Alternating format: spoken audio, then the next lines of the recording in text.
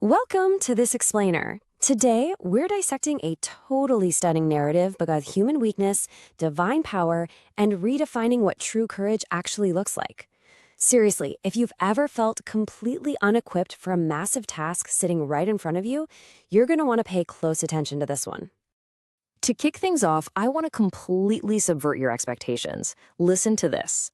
"Oh my lord, I am not eloquent, but I am slow of speech and of a slow tongue." Now, come on, that doesn't exactly sound like the fierce battle cry of a fearless giant, does it?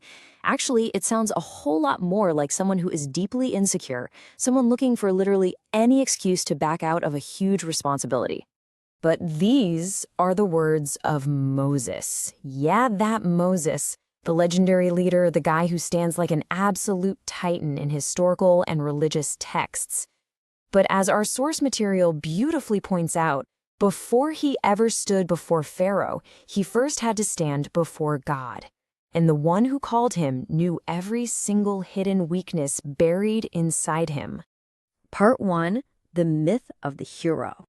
Okay, let's dive into this. When we look closely at the text, we immediately start dismantling this myth of the flawless, unwavering hero. Moses was decidedly not fearless. In fact, he was acutely aware of his inadequacies. He kept reminding everyone of his own slow speech, basically using it as his main excuse for why he shouldn't be the one in charge. He was terrified. But here's the critical pivot in the whole story. God never actually asked Moses to trust in his own abilities. Instead, the narrative completely shifts the burden of capability right off Moses' shoulders. God gives him this incredibly direct, empowering promise. "Now therefore go, and I will be with thy mouth, and teach thee what thou shalt say." So it wasn't about Moses finding his inner voice. It was about him being a willing vessel for a much greater voice. The pressure to perform? Completely removed. Replaced by a simple command, just to go. Part 2, entering the palace. Now, what's really interesting here is how the narrative moves our humble, super hesitant shepherd out of the isolated wilderness and straight into the grand, imposing palace of the world's most powerful ruler at the time. Just think about the stark juxtaposition in that room. On one hand, you have Pharaoh's palace. Everything around Pharaoh declared immense earthly power, crazy wealth, and pure intimidation. It was literally designed to make you feel tiny. And then, standing right in the middle of all that is Moses, where everything about him declared complete and utter dependence upon God. Two entirely different types of power occupying the exact same space. Part 3, the ultimate confrontation. The shepherd and the sovereign are finally facing off eye to eye.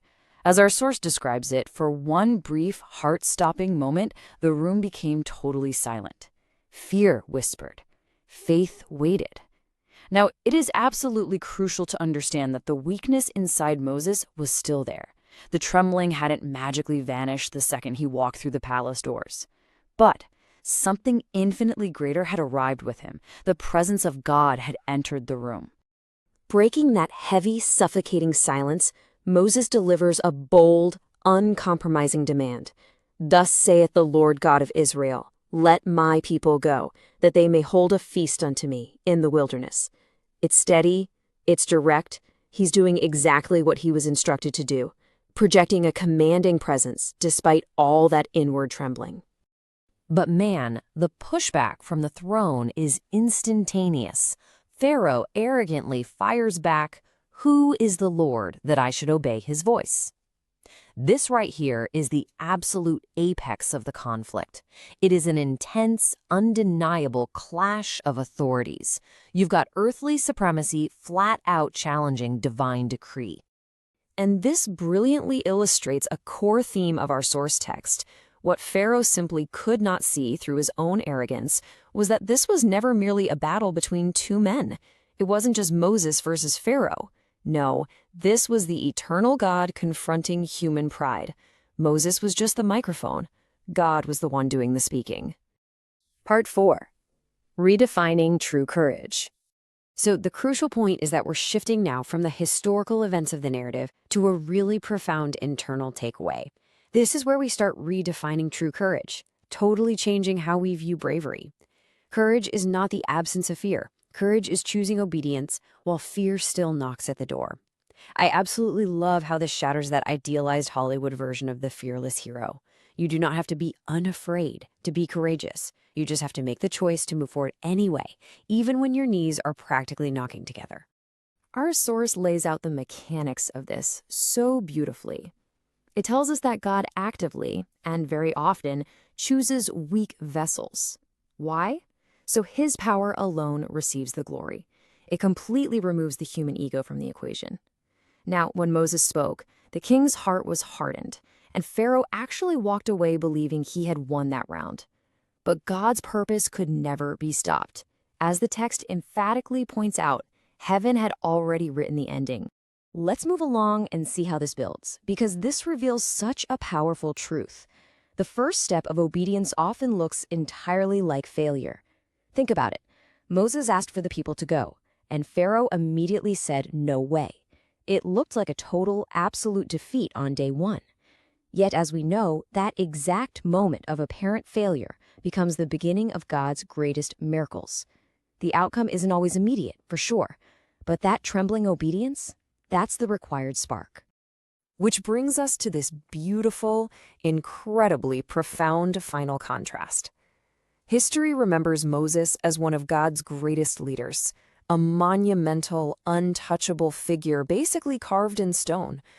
But heaven remembers something even greater, something so much more relatable to us. Heaven remembers a man who obeyed, even while he trembled. Because ultimately, the text reveals that God's power has never depended on human strength. It depends entirely on our willingness to act when called upon, regardless of our very real insecurities. This completely changes how we look at our own inadequacies, doesn't it? The standard isn't perfection. It isn't fearlessness. It's just obedience. So I want to leave you with this question to really chew on as we wrap up today's explainer. What fear is knocking at your door today? And will you choose to answer it with obedience? Take a moment to really think about that in your own life.